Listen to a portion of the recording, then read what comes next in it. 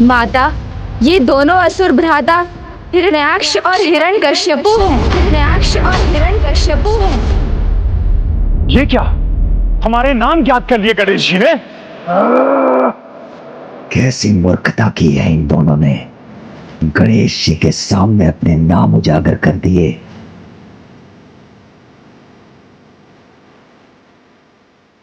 माता, संसार को बंधन में बांधकर अंधकार के सागर में धकेलने का दुष्कृत्य एकमात्र हिरण्याक्ष ने किया था और प्रभु नारायण की प्रतिमाओं के स्थान पर मंदिरों में अपनी प्रतिमाएं स्थापित करने वाला प्रभु का ऐसा घोर विरोधी एकमात्र हिरण्यकश्यपु ही था। हिरण्याक्ष का वध प्रभु श्री हरि नारायण ने वाराह अवतार लेकर किया था।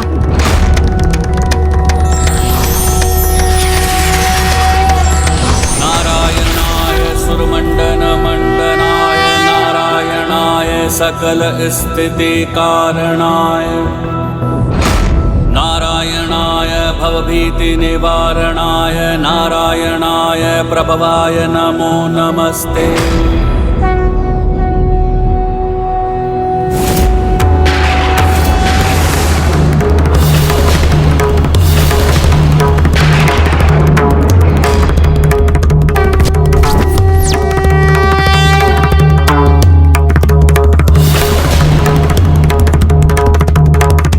और हिरण्यकश्यपु का वध प्रभु नारायण ने अपने नरसिंह अवतार में किया था।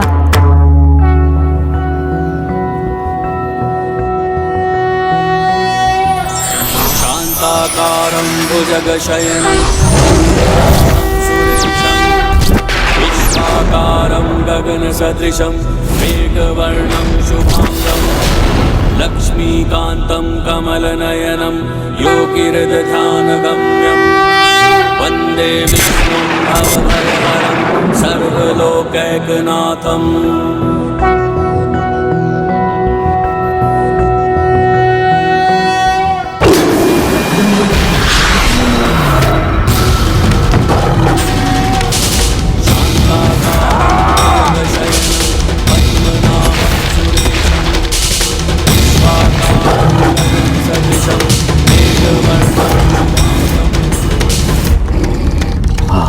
इन दोनों का भी अंत ना हो जाए। मेरा भी अंत नहीं कर सकेंगे आप इस बार आप नहीं, मैं संहार करूंगा आपका।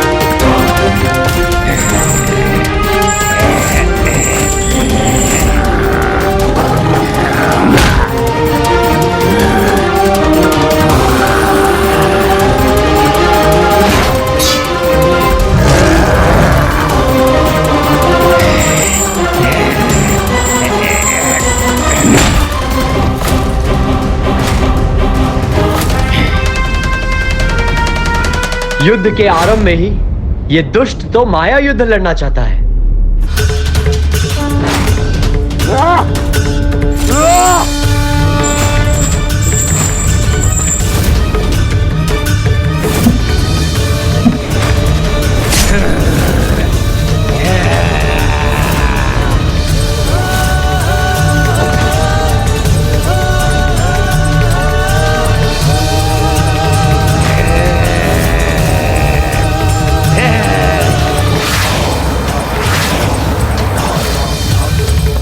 खाता हिरण्याक्ष की कैसी दुर्दशा हो गई है।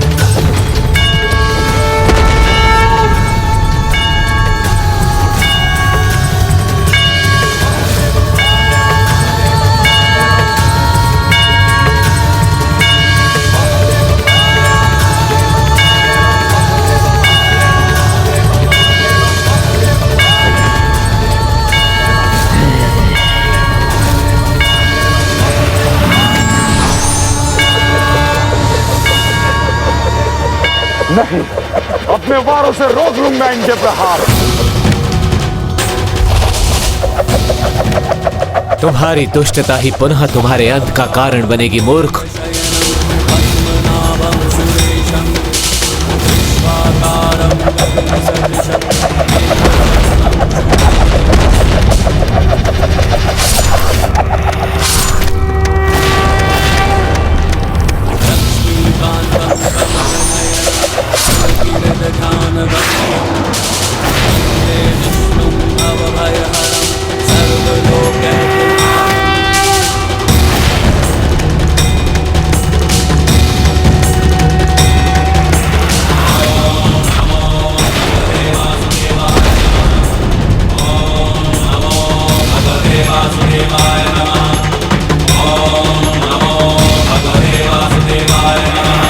नारायण अवतार प्रभु श्वेत वाराह की, नारायण अवतार प्रभु श्वेत वाराह की, नारायण अवतार प्रभु श्वेत वाराह की।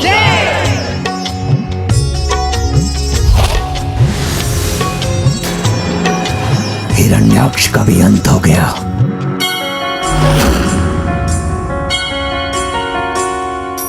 नमः स्वयंभुवे तुम्यं सृष्टे सर्वार्थवेदिने, नमो हिरण्यगर्भाय वेदसे परमात्मने।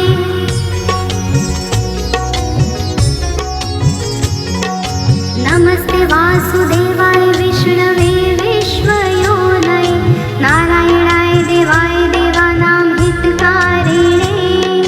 नमोऽस्तु ते चतुर्वक्त्र शाण्डचक्रसिधारिणे, सर्वभूतात्मभूताय कूटस्थाय नमो नमः।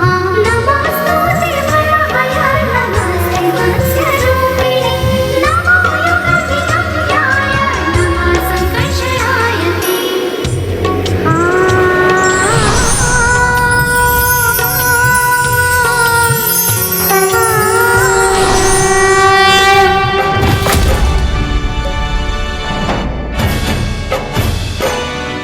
खाता हिरण्याक्ष के वध का प्रतिशोध लूंगा मैं। अंत तुम्हारी नियति है हिरण्यकश्यपु।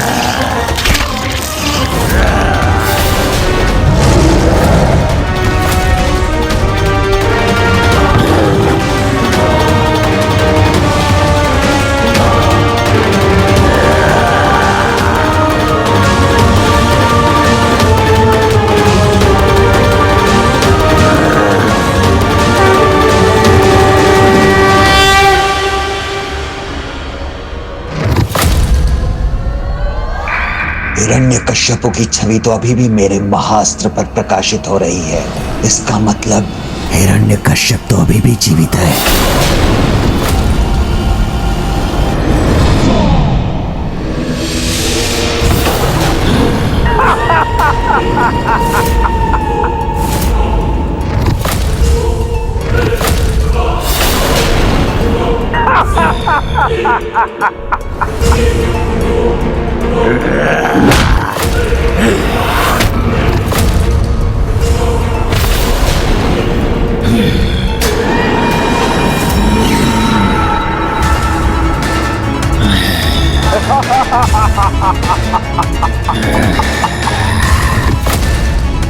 मैंने कहा था ना, इस बार मेरा वध कोई भी नहीं कर सकता, आप भी नहीं।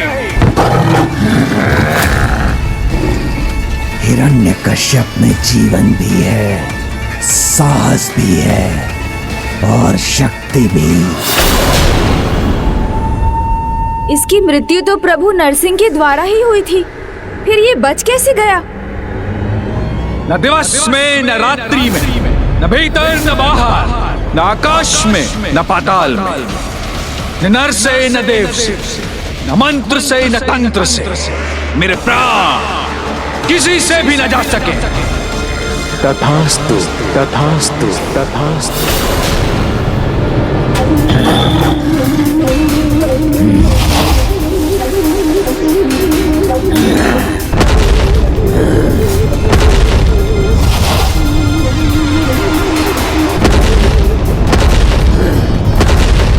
इसको प्राप्त वरदान के अनुसार अभी इसके अंत के कारण उत्पन्न नहीं हुए हैं, क्योंकि उसकी 2 अवस्थाएं अभी शेष हैं। प्रथम न दिन में इसका वध हो सकता है और ना ही रात में, और द्वितीय, ना ही भीतर ना ही बाहर इसका अंत होगा। एक अवस्था तो गोधूली वेला से पूरी हो जाएगी, यानी संध्या काल, किंतु दूसरी अवस्था के लिए यहाँ किसी द्वार की चौखट कहाँ है?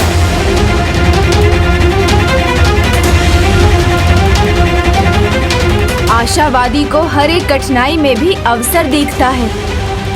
वो किसी भी चुनौती के लिए तैयार रहता है, चाहे वो समय का हो या अन्य किसी परिस्थिति का। हमें जो करना है संध्या काल की समाप्ति से पहले करना होगा।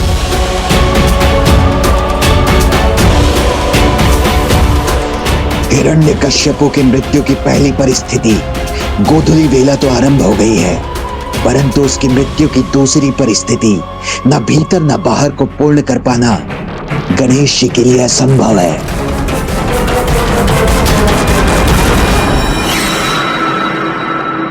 मैं प्रभु विश्वकर्मा का आवाहन करता हूँ। प्रणाम माता। कल्याण। विश्वकर्मा जी, मेरे आवाहन पर यहाँ पधारने के लिए आपका धन्यवाद। अब जो आवश्यक है वो करने की कृपा कीजिए।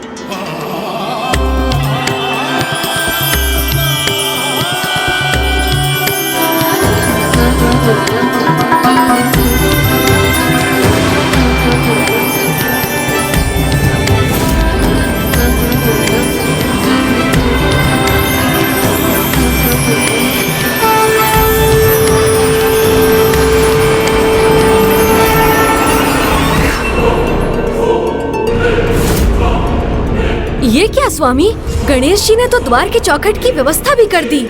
किंतु गोधूली वेला समाप्त होने से पहले ये कार्य कदापि संपन्न नहीं होगा।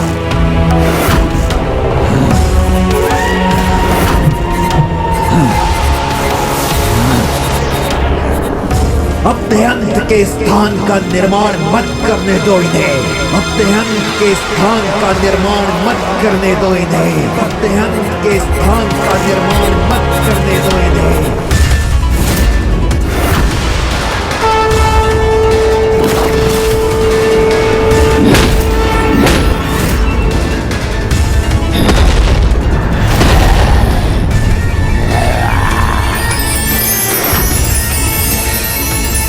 नहीं, ये मैं कदापि नहीं होने दूंगा।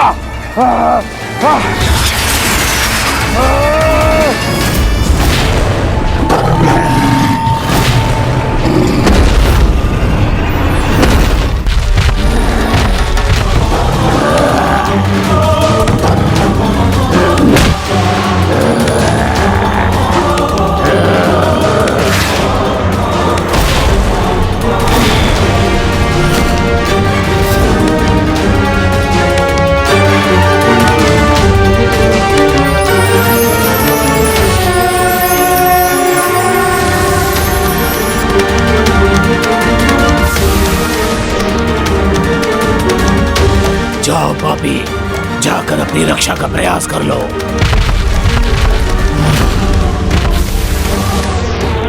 गोधूली बेला आरंभ हो चुकी है। द्वार के चौखट की रचना भी पूर्ण है। अब तुम्हारे पास कोई उपाय नहीं।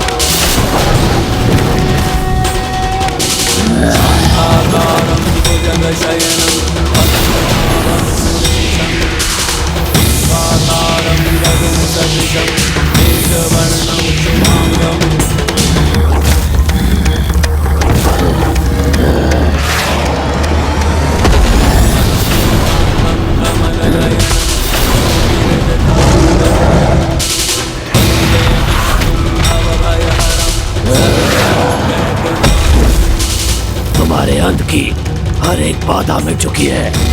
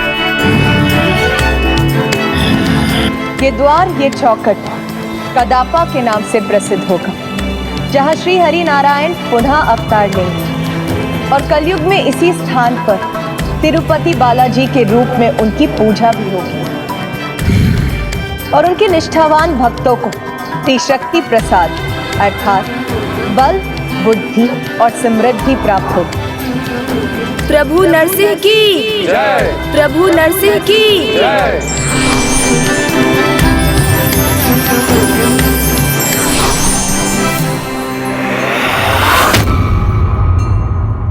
आप युद्ध में पराजित होकर अभी भी युद्ध में लगे हैं। हमारी पुत्री हमारी प्रतीक्षा में होगी। उसकी मधुर और स्नेह भरी वाणी सुनकर आप इतने आनंदित हो जाएंगे कि आप युद्ध तो क्या सब कुछ भूलने पर विवश हो जाएंगे।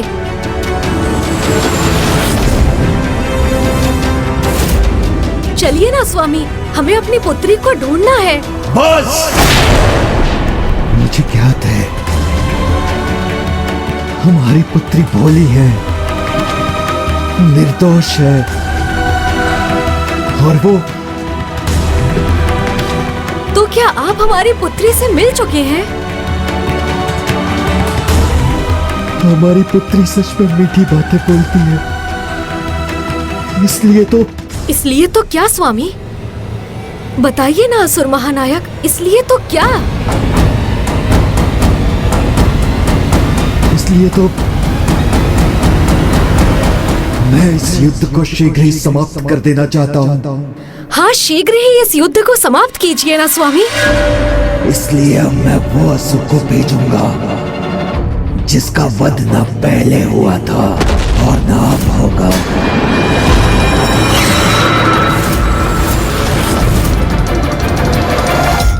अब मैं उस ससुर को भेजूंगा जिसका वध न पहले हुआ था और न अब होगा। कौन? किसे भेजेंगे आप? बलेंद्र, असुर सम्राट बलि के असुर रूप बलेंद्र, जिनमें बलि का ही तत्व होगा। और जब आज तक बलि की मृत्यु नहीं हुई तो बलेंद्र की कैसे होगी?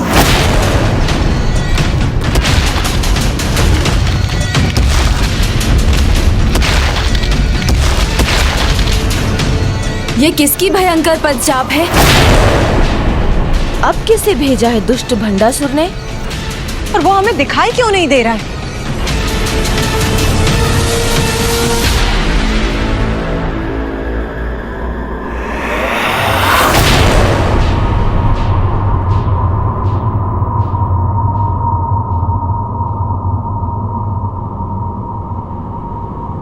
वो यही हमारे निकट है। कहाँ माता? कहाँ है वो?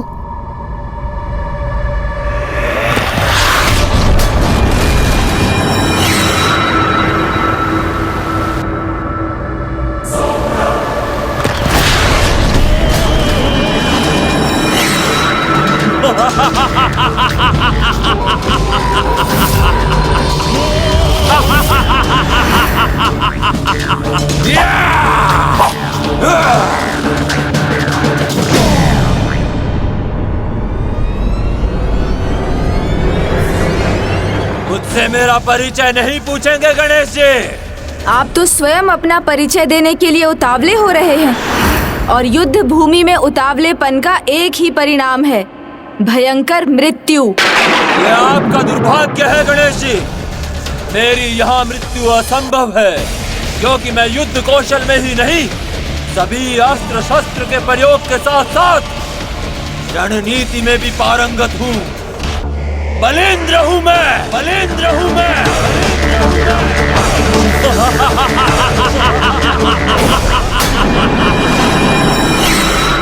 मैं कहां से आकर युद्ध करूंगा और कहां अदृश्य हो जाऊंगा, ये किसी को ज्ञात नहीं।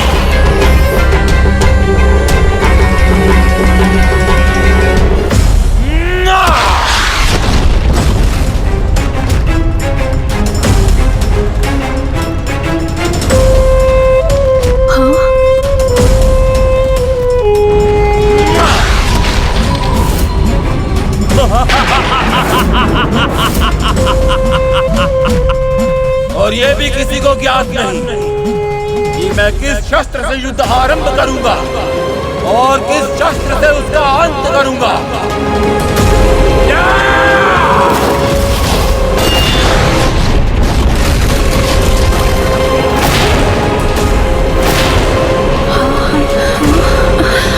इस दुष्ट ने अभी तक तो अपने मायावी अस्त्र के प्रभाव से असुरों को भेजा, किंतु इस बार महाराज बलि के तत्व से बलिंद्र उत्पन्न कर दिया।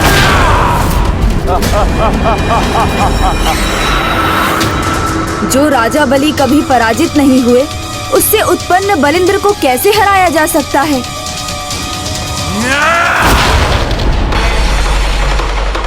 आप कहिए गणेश जी, आप इस महायोद्धा बलिंद्र से युद्ध करने किसे भेज रहे हैं? यदि बलि का तत्व यहाँ है, तो प्रभु नारायण के वामन अवतार का भी यहाँ प्रकट होना अनिवार्य है।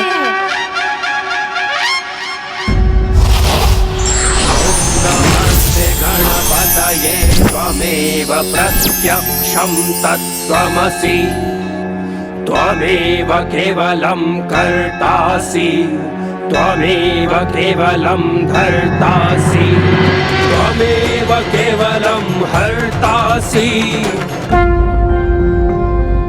प्रभु के वामन अवतार के दर्शन पाने का सुख तो हम सभी प्राप्त करने के लिए लालायित हैं। वो ही बलिंद्र को वश में भी करेंगे।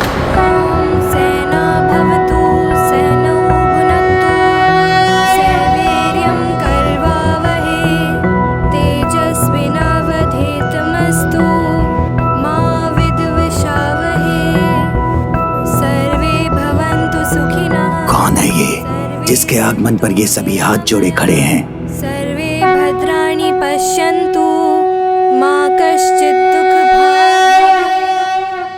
बलिंद्र के साथ ही कैसा उपहास किया है। एक साधारण बालक को भेज दिया जिसे पाठ करने के सिवाय कुछ नहीं आता होगा।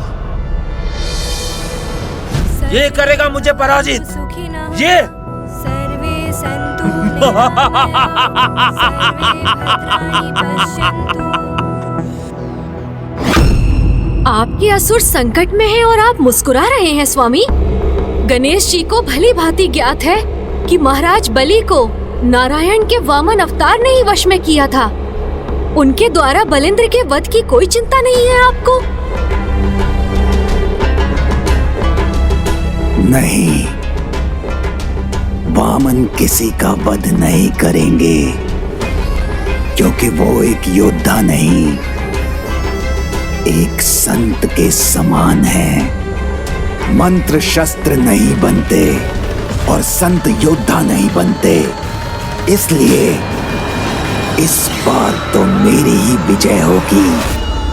अनुज गणेश, प्रभु नारायण के वामन अवतार युद्ध नहीं करेंगे तो फिर इस असुर का वध कैसे संभव होगा?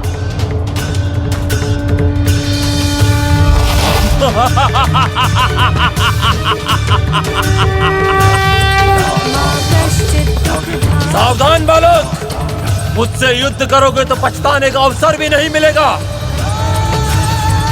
करते रहो वेद पाठ बालक, किंतु तुम्हारे ये लयबद्ध शब्दों के उच्चारण महाविशाल, अत्यंत कुशल और भयंकर बलिंद्र के गुणों की लयबद्ध शब्दों को नहीं संभाल सकेगा।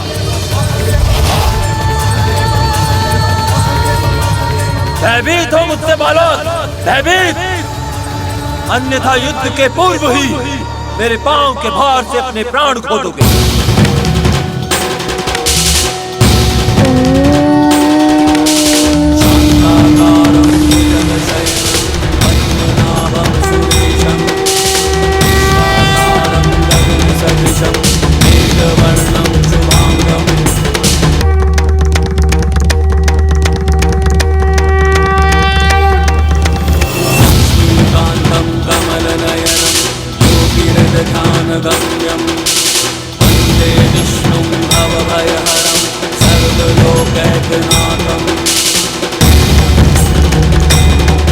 नहीं, बलिंद्र के बल पर कोई भी भारी नहीं पड़ सकता। महादानी असुर सम्राट बलि को अपने दान के अहंकार से बाहर निकालने के लिए प्रभु नारायण ने वामन अवतार लेकर उससे 3 पग धरती दान में मांगी एवं त्रिविक्रम रूप धारण कर पहले पग में संपूर्ण धरती और दूसरे पग में स्वर्गलोक नाप लिया। तब तीसरा पग रखने के लिए प्रभु वामन के समक्ष सम्राट बलि ने अपना मस्तक बढ़ा दिया और उनके शरणागत हो गया। प्रभु वामन ने पुनः त्रिविक्रम रूप धारण कर इसके सिर पर अपना पग बढ़ा दिया है। अब बलिंद्र शरणागत हो गया तो इसकी रक्षा होगी, अन्यथा इसका अंत निश्चित है।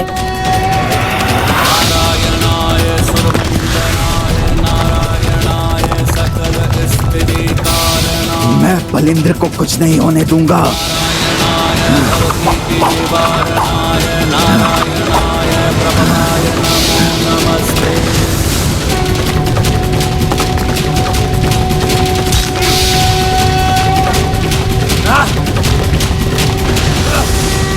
ये क्या, मेरे अस्त्र मुड़ते क्यों जा रहे हैं?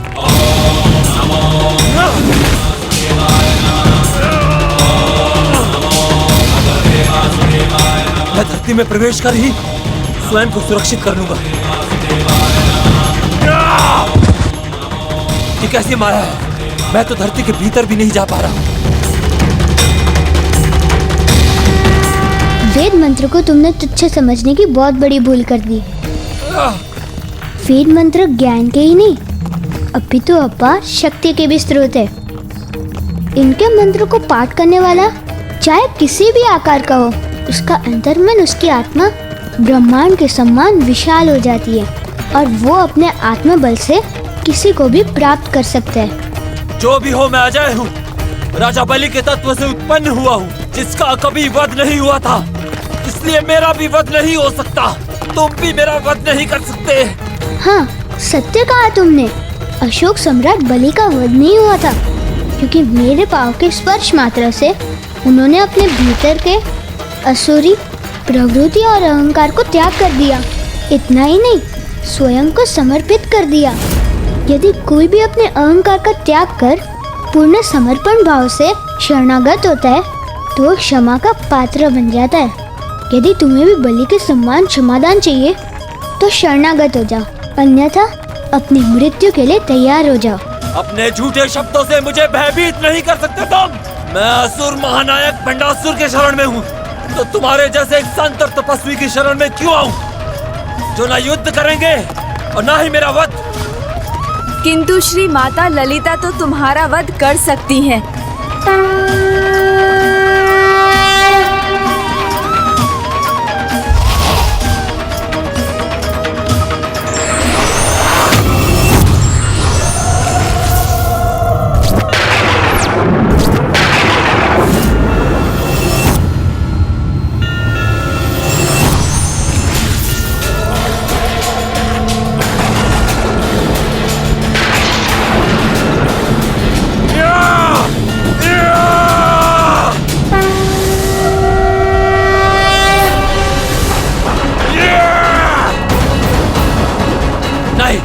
कोई अंत नहीं कर सकता मेरा, ना ये ना कोई और।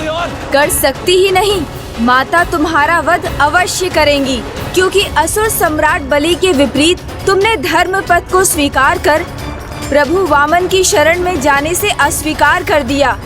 इसलिए अब तुम्हारे सामने एक विनाश का ही पथ शेष है बलिंद्र।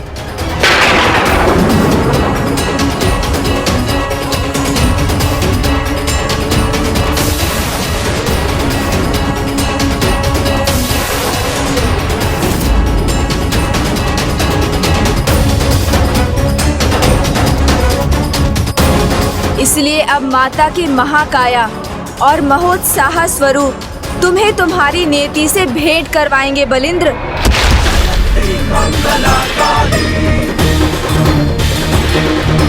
भद्रकाली कपालिनी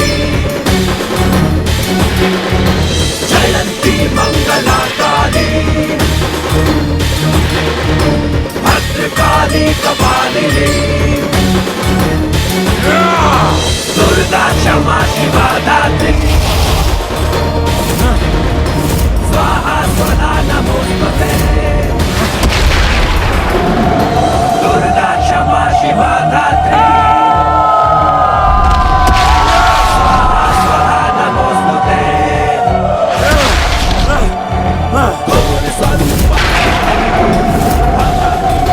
हमारे अस्त्र मुझे कोई हानि नहीं पहुंचा सकेंगे।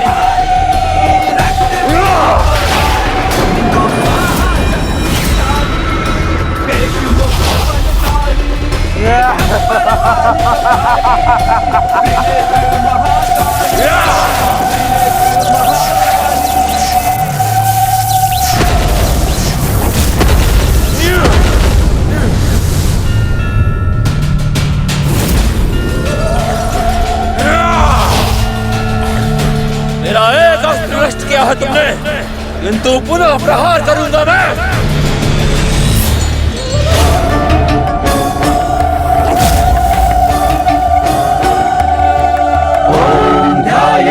रत्नपीठे शुकलपठितम् शृण्वन्तीं श्यामलाङ्गड़ी।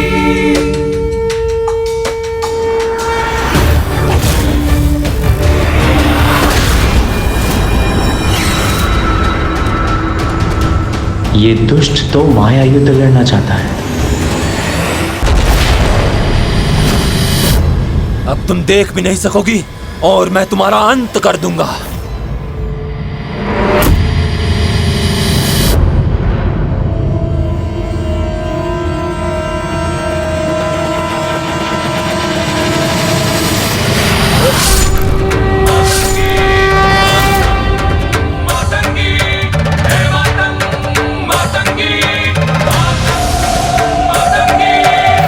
विषधर है मसान बिहारी, असुर में रंजित अद्भुत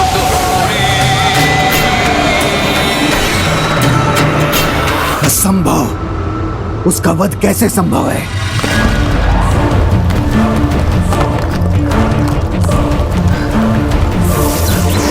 नहीं, ये नहीं होना चाहिए था। ये नहीं हो सकता। प्रभु वामन की जय, माता महाकाया की जय, माता महोत्साहा की जय, माता महाकाया की जय, माता महोत्साहा की जय।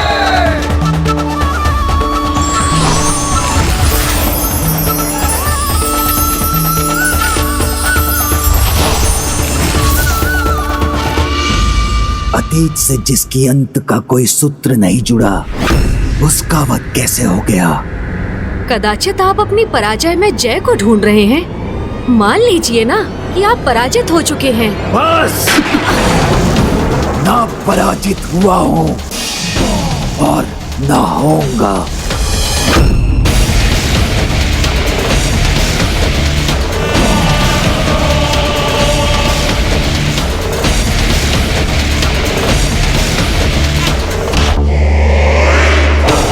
घृणा है मुझे पराजय शब्द से। पराजय कभी मत कहना मेरे सामने। विजय के लिए मैंने क्या कुछ नहीं किया। ये आसुरी अस्त्र पाया, वो भी किस मूल्य पर, जिसकी तुम क्या कोई भी कल्पना नहीं कर सकता। एक महात्याग करना पड़ा है मुझे।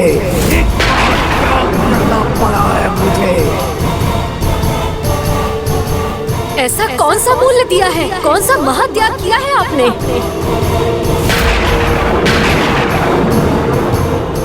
इसके सामने मैं क्या कह गया?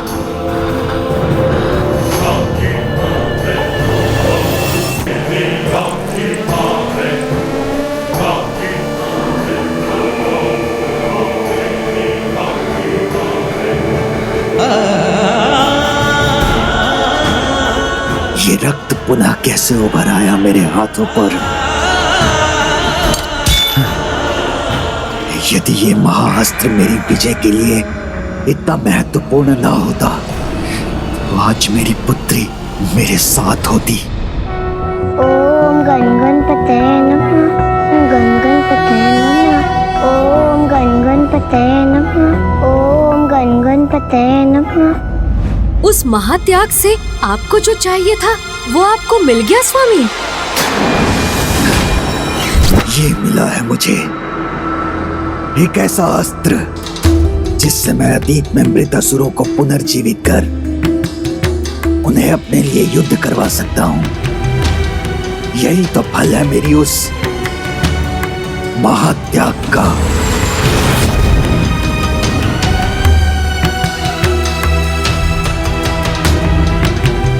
किंतु मेरे वो सभी असुर एक एक कर पराजित होते जा रहे हैं। इसलिए मुझे लग रहा है जैसे मुझसे कोई बहुत बड़ी भूल तो नहीं हो गई। ओम गण गणपतये नमः। ओम गण गणपतये नमः। मुझे विश्वास है मेरे त्याग में कुछ कहीं अवश्य छूट गया है मुझसे। ओम गण गणपतये नमः। ओम गण गणपतये नमः। इसलिए मुझे असफलता का मुख देखना पड़ रहा है।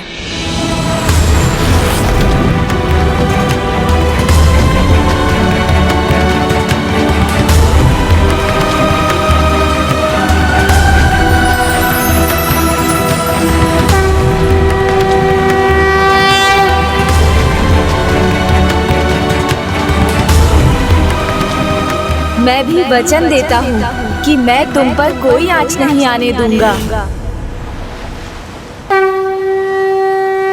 और अपने वचन का मान रखा गणेश जी। आपने मेरी रक्षा की प्रभु।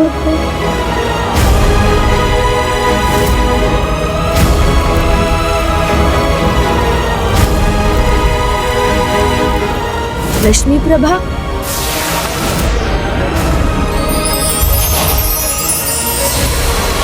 प्रभु गणेश जी।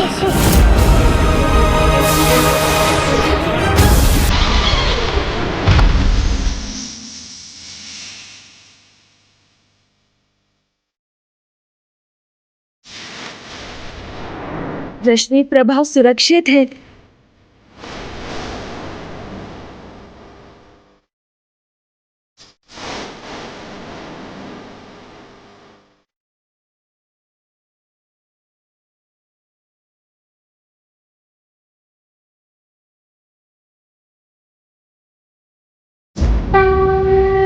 गणेश जी, आपने अपने वचन को निभाया, मेरी रक्षा की, किंतु इन्होंने मेरा ध्यान देने का वचन दिया था, उन्होंने अपने वचन को भूलकर मुझे संकट में क्यों डाला प्रभु? मैं तुम्हारा पिता तुम्हें वचन देता हूँ कि तुम्हें कभी कोई हानि और कभी कोई कष्ट नहीं आने दूंगा। वो तो मुझसे बहुत स्नेह करते थे प्रभु, फिर उन्होंने मेरा विश्वास क्यों भंग किया?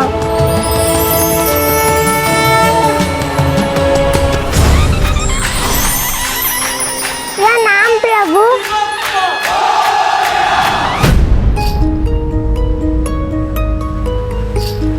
क्या मैं एक अच्छी पुत्री नहीं थी गणेश जी? ऐसा क्या दोष हुआ था मुझसे? दोष तुम्हारा नहीं, तुम्हारे पिता का है। महत्वाकांक्षी होना कोई बुरी बात नहीं है, किंतु अति महत्वाकांक्षी होकर अधर्म का मार्ग चुनना व्यक्ति को पाप का भागी बना देता है। भंडासुर ने भी ऐसा ही किया, केवल इसलिए कि वो महास्त्र प्राप्त कर माता ललिता को परास्त कर सके। भूल जो भी हुई हो, मुझे ये आसुरी महाअस्त्र किसी उद्देश्य के लिए प्राप्त हुआ है, और वो है मेरी विजय।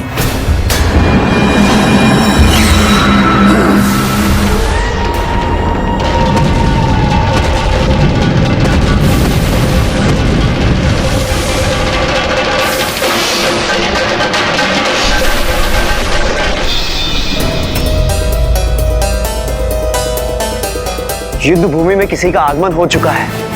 गणेश को उसे पहचान कर उसके अंत का उपाय सुझाना होगा। किंतु गणेश है कहाँ?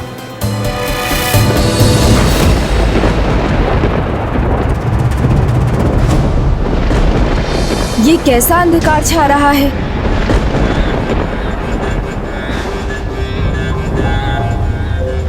तुम्हारे पिता ने किसी और योद्धा को भेज दिया है, इसलिए मुझे शीघ्र वहां जाकर माता को उसका सामना करने का उपाय सुझाना होगा, जिससे वो उसके विरुद्ध शस्त्र उठाकर उसका वध कर सकें।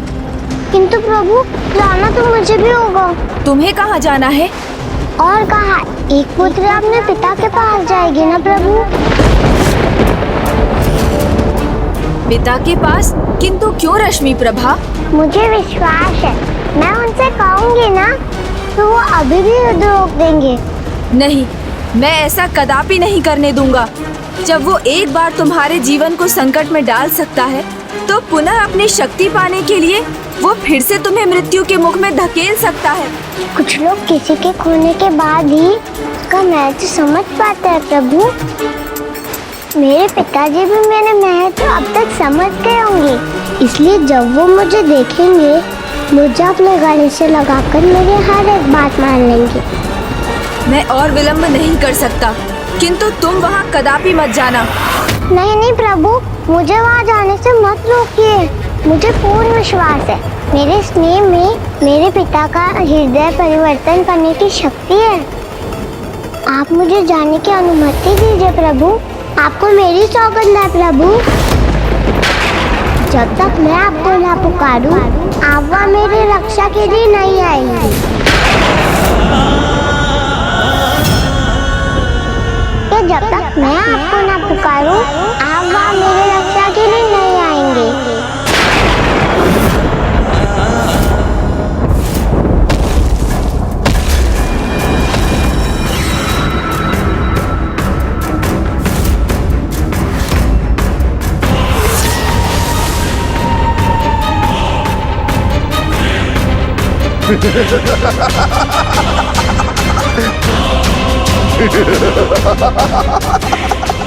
मुझे वचन दीजिए ना प्रभु, जब तक मैं आपको ना पुकारूं आप वहाँ नहीं आएंगे। मैं वचन देता हूँ, मुझे ज्ञात है एक पुत्री का अपने पिता के प्रति स्नेह कभी समाप्त नहीं होता, और यदि तुम्हें तनिक भी विश्वास है कि तुम भंडासुर का हृदय परिवर्तन कर सकती हो, तो मैं तुम्हें नहीं रोकूंगा। धन्यवाद प्रभु।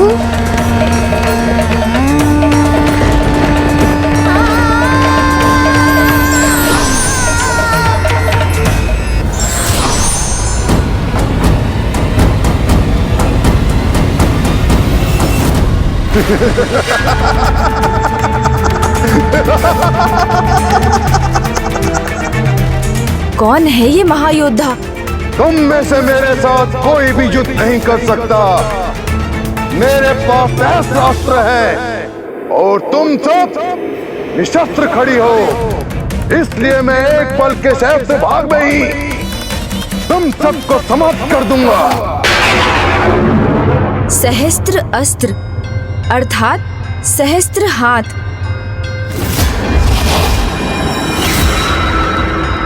तो ये सहस्त्र बाहु है, अर्थात सहस्त्र बाहु कार्तिवीर्य अर्जुन, जिसका वध प्रभु परशुराम जी ने किया था।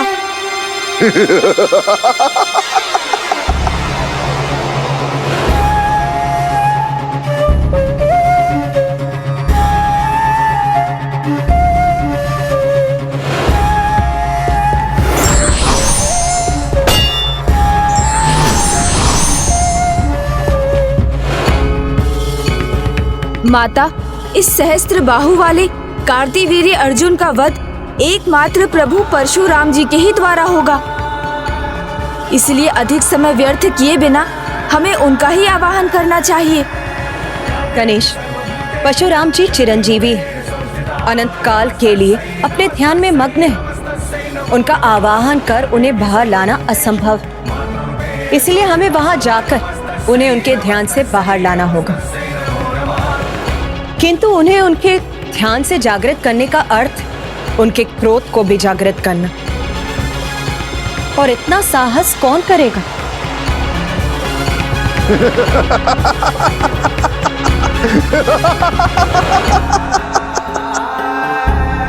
मुझे अनुमति दीजिए माता, मैं जाकर प्रभु परशुराम जी को उनके ध्यान से जागृत करूंगा। प्रणाम माता।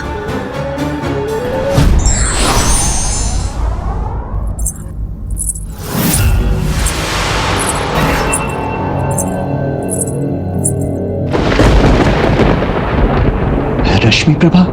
नहीं नहीं, ये मेरा भ्रम है।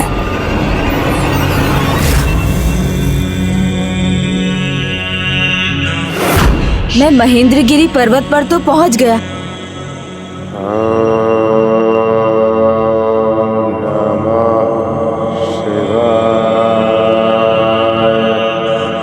यहाँ महेंद्रगिरी पर्वत के शिखर पर प्रभु महादेव के नाम के जाप का अर्थ है ये अवश्य प्रभु परशुराम जी का स्वर है। नमो शिवाय। प्रभु का स्वर तो सुनाई दे रहा है, किंतु वो दिखाई क्यों नहीं दे रहे हैं? मुझे शीघ्र उन्हें अपने साथ लेकर जाना होगा। मैं भी कैसे भूल रहा हूँ, श्रद्धा पूर्ण भक्ति के बिना प्रभु के दर्शन भला कैसे संभव है?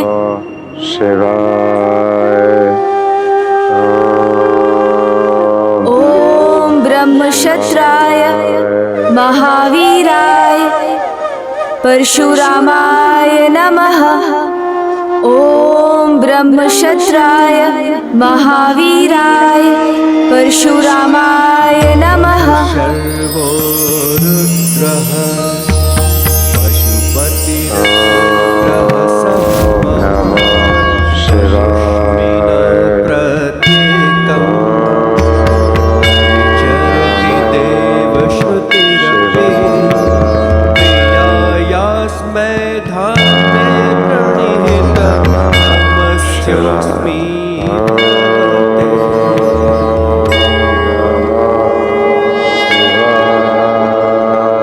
प्रभु के मुख पर कठोर भाव एक महायोद्धा का है, तो उनका दिव्य तेज एक महान तपस्वी का। प्रभु, आपकी महिमा सर्वथा अद्भुत और अनूठी है। आपको शत शत नमन। किंतु प्रभु, मुझे शीघ्र आपको ध्यान से जागृत कर इस युद्ध में भाग लेने के लिए माता के पास ले जाना होगा।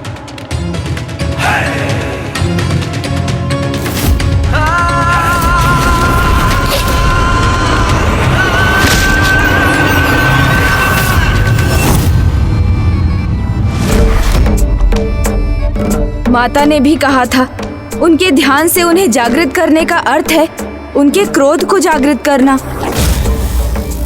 किंतु वहां युद्ध भूमि की स्थिति में तब तक कोई परिवर्तन नहीं आएगा जब तक प्रभु वहां नहीं होंगे, क्योंकि भंडासुर ने कार्तिवीर्य अर्जुन को भेजकर इस बार बहुत बड़ी चाल चली है।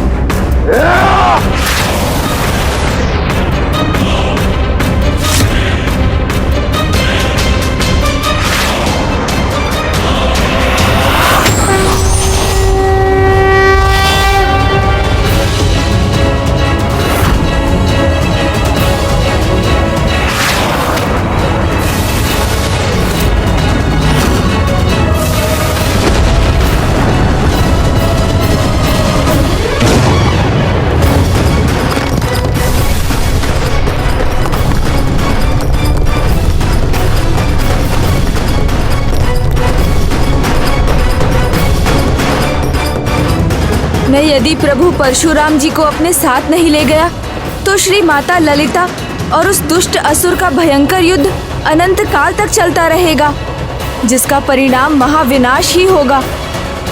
इसलिए मुझे प्रभु परशुराम जी को उनके ध्यान से जागृत करना ही होगा।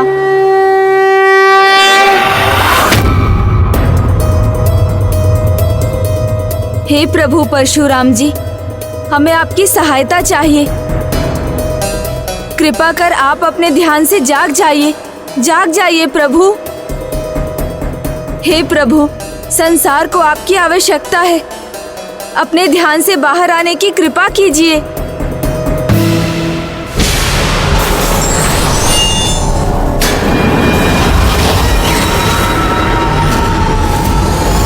अब कार्तिवीर अर्जुन इस युद्ध का अंत कर मुझे विजयी बना देगा। पिताश्री, पिताश्री,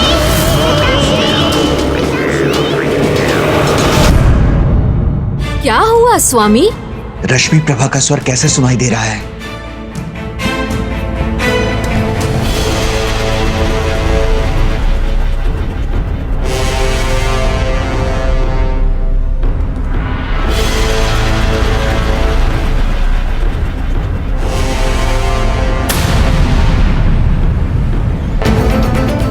ये तो रश्मि प्रभा का पद चिन्ह है।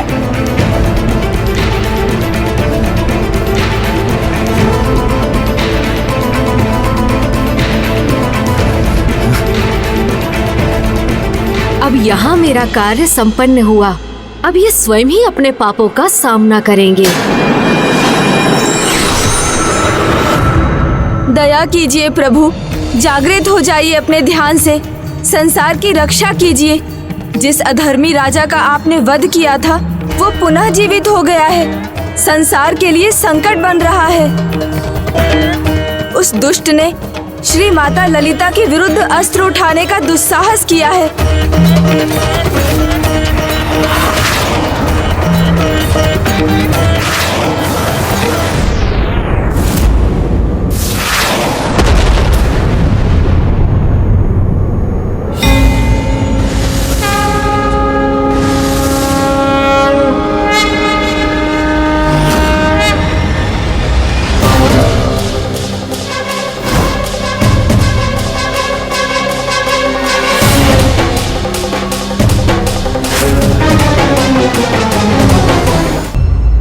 प्रभु, हम पर दया कीजिए।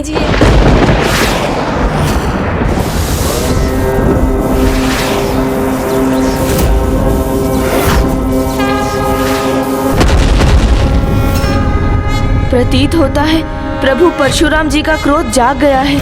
मुझे इन्हें शांत करना चाहिए। ओम नमः शिवाय, ओम नमः शिवाय, ओम नमः शिवाय, ओम नमः शिवाय, ओम नमः शिवाय, ओम नमः शिवाय, ओम नमः शिवाय।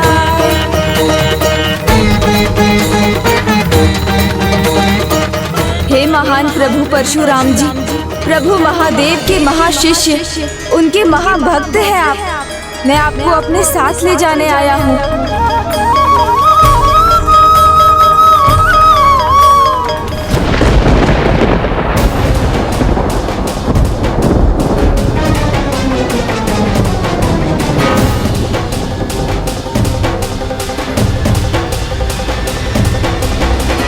ये किस भ्रमजाल में उलझ गया मैं?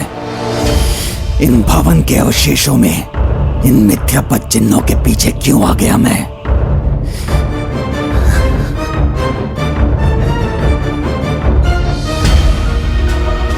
क्योंकि उसके पीछे आया हूं मैं जो कदापि सत्य नहीं हो सकती, जिसे मैंने अपने हाथों, इन्हीं हाथों से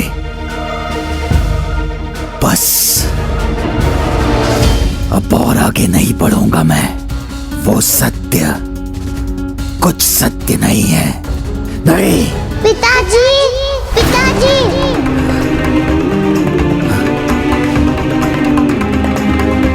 पिताजी, पिताजी।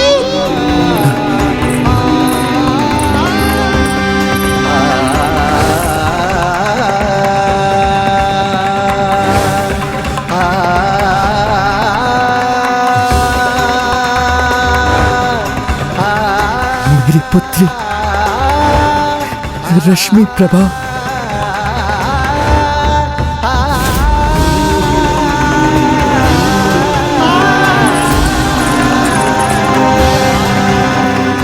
नहीं, ये सत्य कैसे हो सकता है?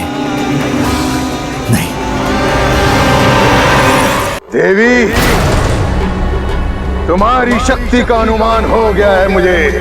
अब अनुमान लगाने की बारी तुम्हारी है देवी।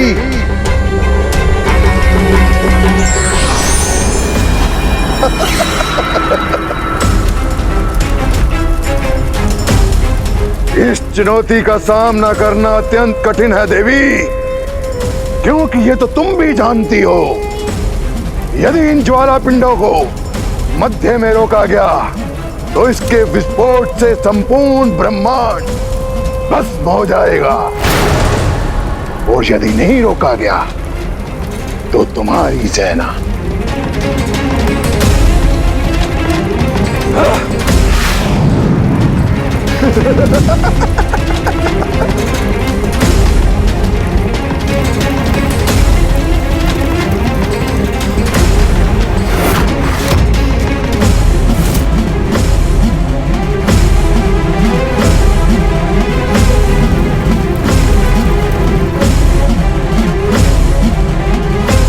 अनुज गणेश, शीघ्र लौटो। प्रभु परशुराम का अब यहाँ होना अनिवार्य है।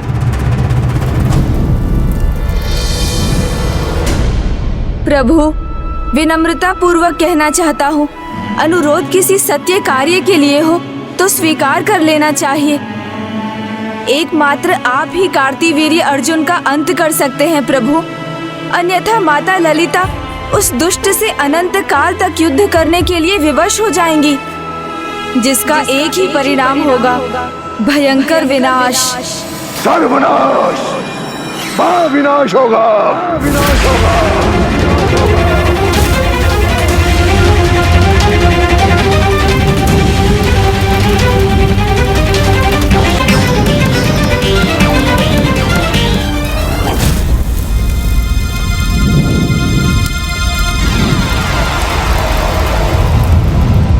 नहीं गणेश जी, मैं अपनी साधना छोड़कर कहीं नहीं जा सकता। मैं अपनी साधना छोड़कर कहीं नहीं जा सकता। मैं अपनी साधना छोड़कर कहीं नहीं जा सकता। किंतु क्यों प्रभु? प्रभु दिगंबर दत्तात्रेय, प्रभु दिगंबर दत्तात्रेय, मुझे परिस्थिति की गंभीरता का आभास है, किंतु प्रभु दिगंबर दत्तात्रेय के आशीर्वाद से सहस्त्र बहु बने कार्तिवीर्य के वध के पश्चात मुझे प्रभु के क्रोध का सामना करना पड़ा और मैं पुनः उनके क्रोध का सामना नहीं करना चाहता। इस कारण हेतु कार्तिवीर्य के वध करने के लिए तुम पहले प्रभु से अनुमति लेकर आओ। तुम पहले प्रभु से अनुमति लेकर आओ।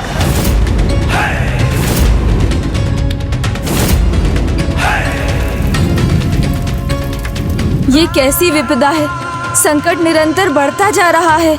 प्रभु से अनुमति मिलते ही मैं तुम्हारे साथ इस युद्ध में भाग लूंगा। किंतु प्रभु,